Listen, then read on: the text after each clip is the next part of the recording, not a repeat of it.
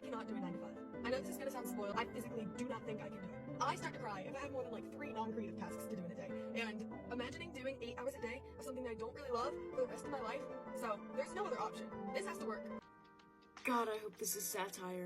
I am proud to say that despite pursuing acting for more than half of my life, I only know one person like this, and we are not friends. Because all the rest of us have realized, but Zoe apparently has not realized. Even if you're an artist, you need to act like a normie enough to make money to feed yourself. And look, if you can support yourself with your art however you define that, that's amazing, and I'm very happy for you. But it's just a fact that in every kind of art, 99% of us are not paying our bills with our art. And not to be shitty, Zoe, but you have fewer than 600 followers. And you're begging people to stream your music, so I can deduce that you are not supporting yourself with your art, which is totally fine and normal. I'm trying to figure out how Zoe even came to think that this is possible, aside from being young. I don't know a lot about cars, but the interior of the car in which she's filming looks exactly like the second-hand cars that I've driven my entire life. Not the expensive car of a trust fund baby. And if you're not a trust fund baby or about to marry rich, like it or not, you're going to have to work.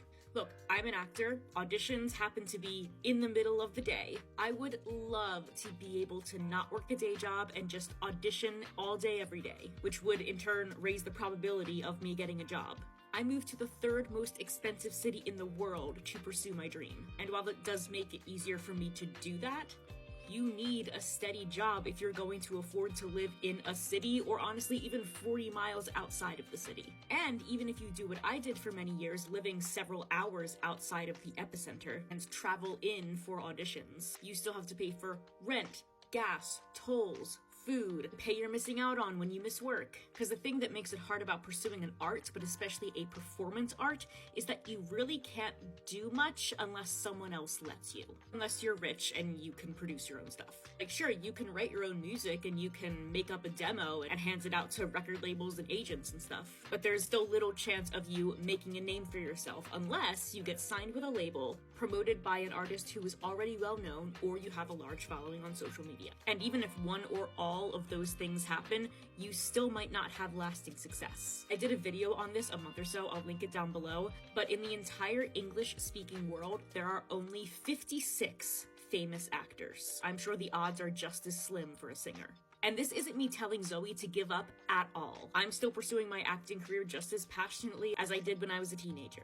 But like, you need a job, and there are so many ways to make money creatively. And I'm not just talking about selling feet pics. You don't have to do your standard 9 to 5.